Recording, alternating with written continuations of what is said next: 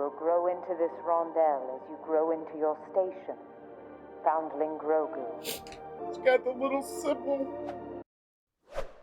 Ooh, bacon. Greetings, tasty morsels. It's Reverse BLT, and today we are about to watch episode 4 of The Mandalorian, chapter 20. It does not say what the title is on Disney Plus at the moment, so I guess I'll just find out once we get to that part of the episode. Last episode wasn't, all that action-packed, I think, except for obviously the very beginning. But for me, personally, it was my favorite episode of the season so far, just because of how much we got to look behind the curtain of what's going on in the New Republic. I thought that was just really intriguing, especially like seeing it from the perspective of these Imperials who, have become, I guess, like converts, as the episode would imply, to the sort of like the mission, or what they understand to be the mission of the New Republic. And so I thought that was a lot of fun. And I just thought it was also interesting trying to figure out what was going on with it takes me forever to remember people's names. The communications officer who used to work for Gideon and who basically double-crossed Pershing.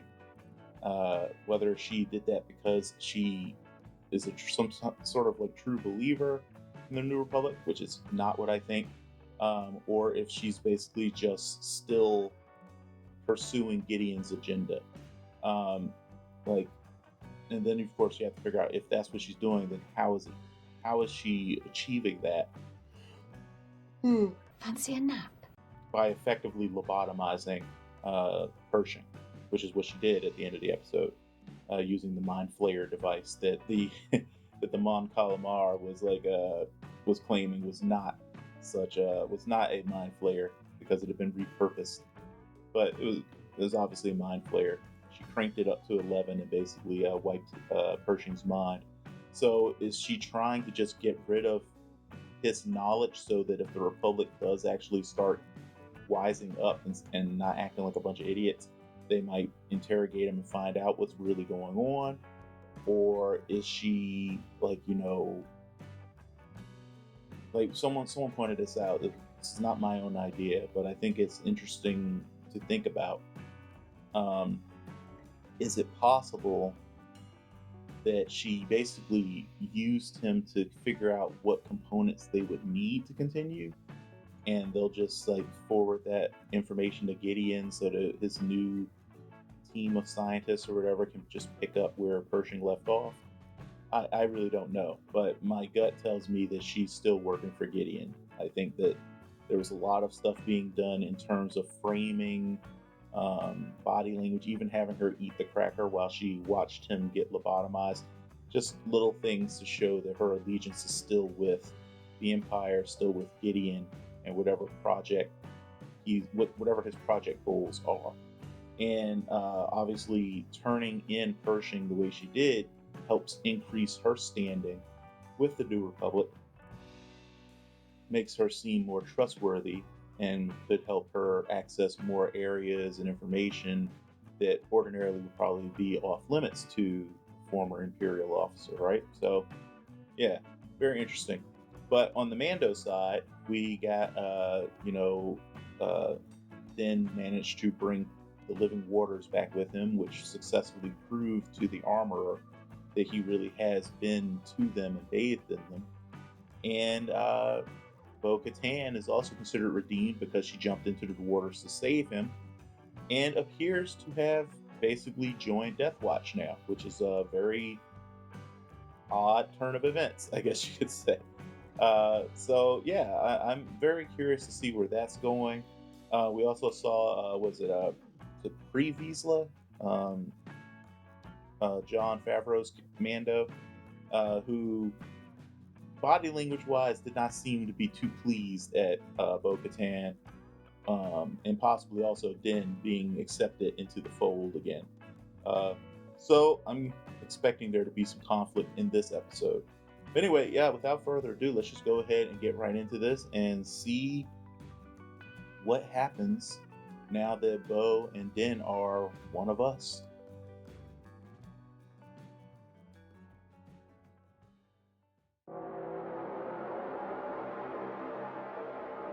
We're gonna get a Mad Max episode.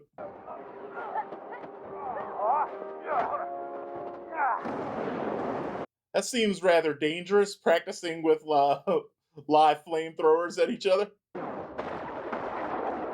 The poor fish that must live in that pond. Wait a minute, I thought you had to earn a jetpack. That kid seemed kind of young to have already earned his. Grogu's training too. Nice. Wait, is he training or are these rocks moving on their own? What are these things? I thought he was moving them with the Force, but they're like little rock hermit crabs. Put down the rocks, kid. Trying to eat them. Next challenger. Next challenger. Fight. He challenges. He is too small. Judge me by my size, will you? What weapon? Let the challenge decide. Darts. Does Grogu get to use the Force? He is too young to speak the creed, and so too young to wear a helmet. Then he's too young to fight. Well, you already accepted the challenge, buddy. One does not speak unless one knows. Is that not the creed? Well, I know. Perhaps this lesson is for you then. Does he even know how to use these dang things? You take it easy on him, kid. Is that her telling him not to use the Force to just wreck this dude? A mark must be visible to score. 1 round, highest score wins. Oh, it's paintball. Begin. Point. Grogu, I've seen what you can do. It's okay. Show them. Seriously, Grogu is the Mandalorian. He's the Mandalorian of the title, guys. He's going to be the new Mandalor. Begin.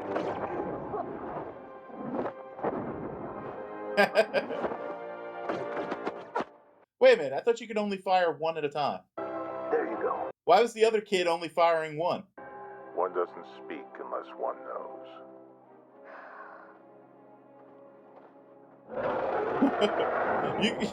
This place really is not the best spot for them to have their covert.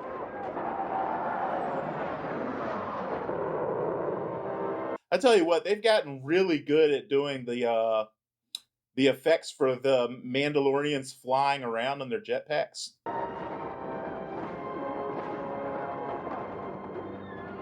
Also, they do run out of fuel. Thank you for addressing one of my biggest questions. It always gets away. There you go. Those let me show you how this is done. I kept a high altitude and followed it to its lair. I know how to get there. We should muster up a hunting party and go after him. I would think it would eat the kid, right now. Why don't you come all the way back, Bo? If we use jetpacks, the beast will hear. It would kill the child. Why didn't it kill the child when she was, flying after it? You are too young to join them. All in good time. Meanwhile, let's train. I will never get enough of watching him just sort of amble about. You guys, eventually we're gonna get Grogu in full Mandalorian armor, right? It is the heart of Mandalorian It's gonna be awesome. culture. Just as we shape the Mandalorian steel, we shape ourselves. I'm getting Conan the Barbarian prologue vibes. Riddle of Steel. Through trials and adversity. Why does it feel like she's making a tiny little helmet for him? The forge can reveal weaknesses. Oh, what are you making? Ha! Nice little bit of symbolism there. Is it revealing your weaknesses, Grogu? Oh, shit.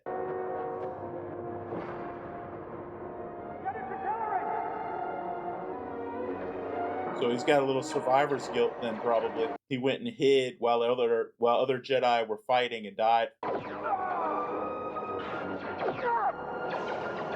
The way I look at it is, if you are someone who can use the Force, you only die if the Force basically chooses to let you die, because it guides all your movements.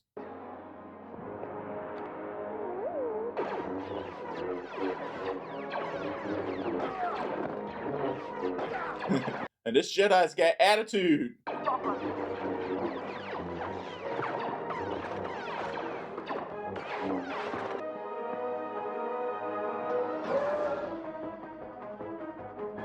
It's always really cool to see more of what was happening during Order 66. I could have sworn I just heard the Roadrunner's beep beep. What a weird sound effect to include, if I'm right. I think you're a little confused.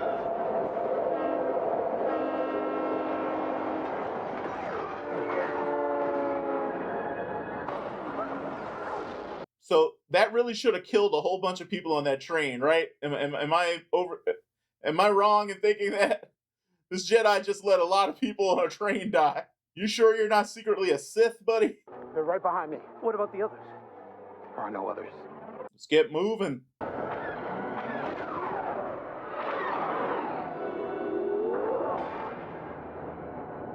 Trauma. Okay, what are we making?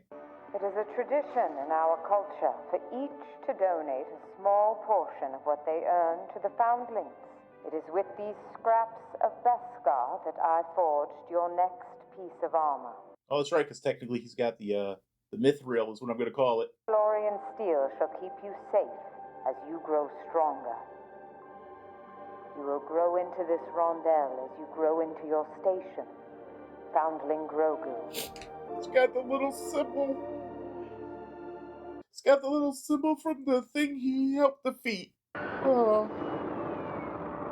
I wasn't expecting to be as touched by that as I ended up being. The longer this goes on, the more convinced I am that Grogu is the Mandalorian of the title. This is really the story of him becoming the new Mandalore. Oh wait, but oh man, I hope that doesn't mean that Din is gonna die like in a lot of the stories, because that would make him the mentor of the actual main character. And you know what tends to happen to mentors in stories, guys? We sleep out of line of sight and climb at first light. We will make camp. This creature clearly was not that hungry if they have all this time before they have to get to it. And if you're worried about it hearing your engines, are you not worried about it smelling stuff coming off your fire? Crying out loud. This doesn't make sense to me. When you get your food, you go off to find a place where you can take off your helmet. And do people kind of like make a habit of trying to catch you with your helmet off? You are the leader of the war party. You have the honor of staying by the fire. This is the way. Yeah, but someone could just hide out of sight for a little while and wait to catch you with your helmet off. And then you violated the creed.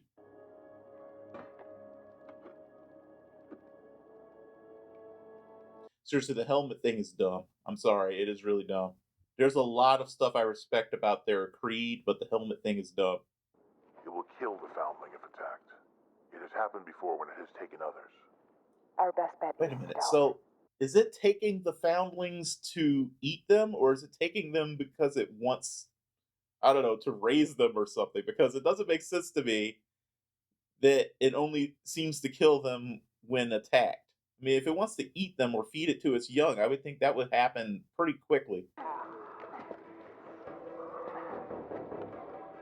You guys need winches on these cables. Your armor makes you too heavy to be doing this freehand. I have serious doubts about whether they could have actually made this climb, but hey. Star Wars. He's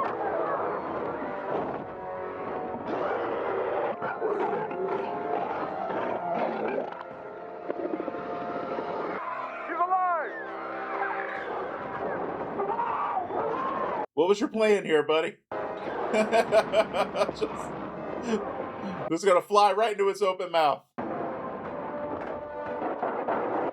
Uh-oh. What did she just jettison? Pay attention.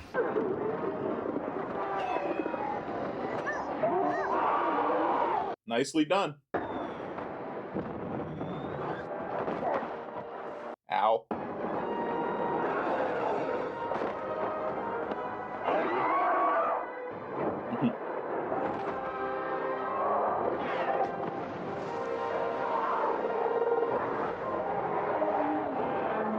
Oh, I was just thinking to myself they needed to kill it to make sure it wouldn't come back, but Circle of Life went ahead and took care of that, I guess. It's kind of a shame that its babies are going to die now. I'm okay, Dad. No. Thank you. This is the way. This is the way. See, now stuff like that, I can get behind. Look out for each other. You help each other out.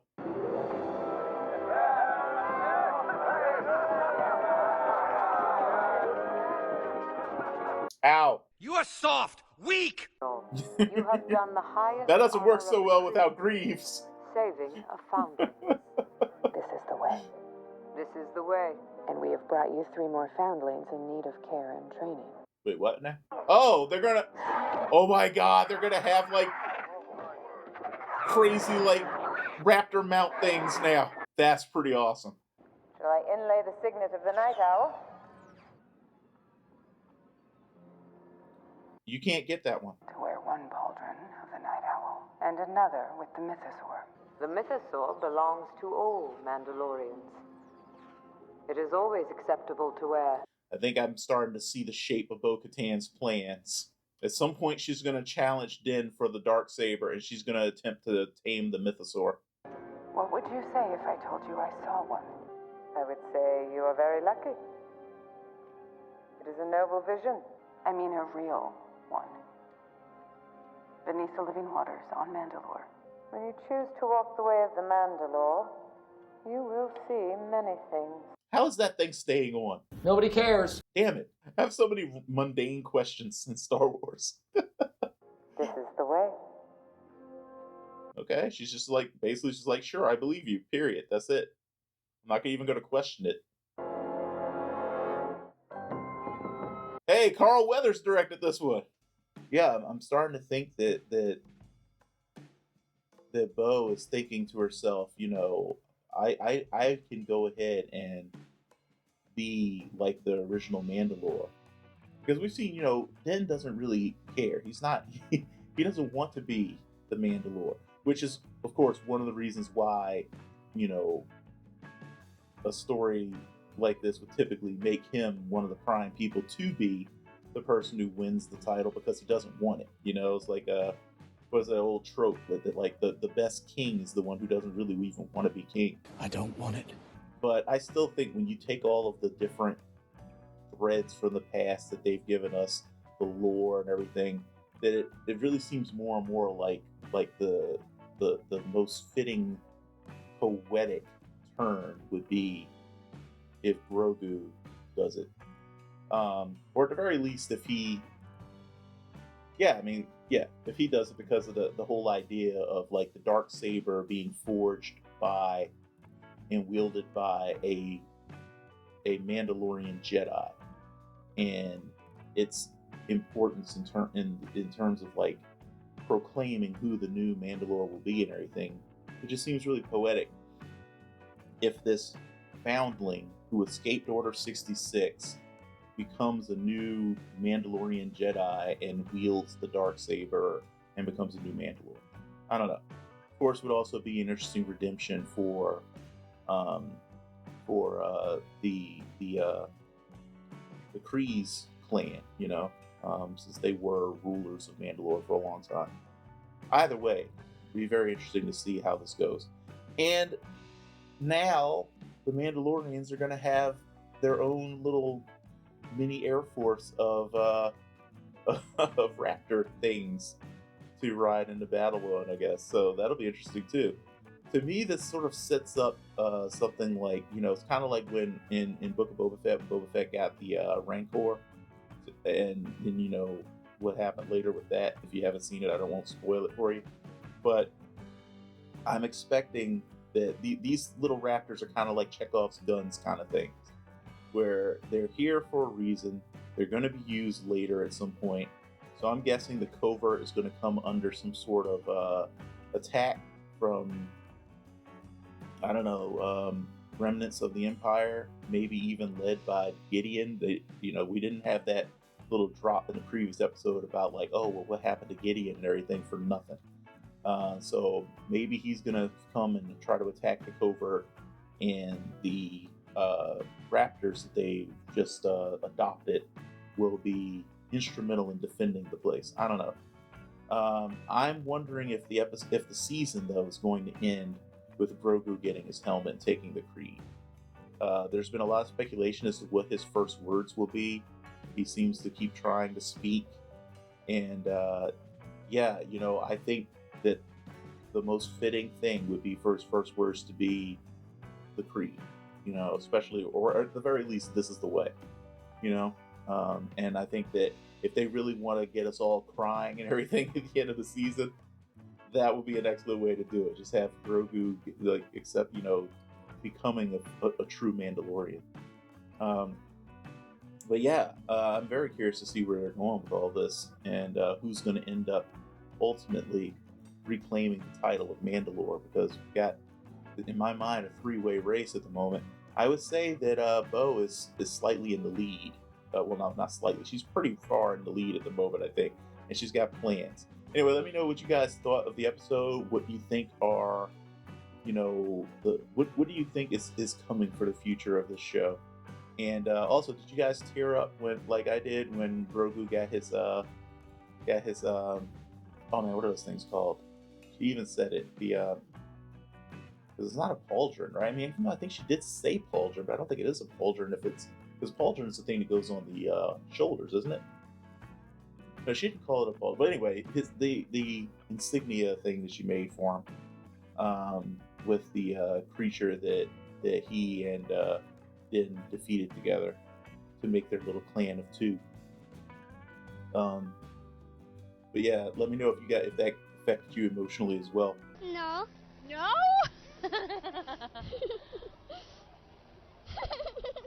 And just speculate with me and everything else down in the comments. I'm losing my train of thought today quite a lot. I don't know why. My brain has just been very strange over the past week. As a matter of fact, like, I'm recording this episode and I haven't even finished editing the YouTube edit for the previous episode. That's how messed up my brain's been. It's just been like really hard to keep everything straight. Old. But anyway, not gonna ramble. You guys know I know I ramble all the time, so I'm gonna like spare you guys that this time. Anyway, like and subscribe if you like the reaction. Come back for more. As always, do your best to stay safe and be well, and may the Force be with you guys. Bye-bye. Looks like meat's back on the menu, boys!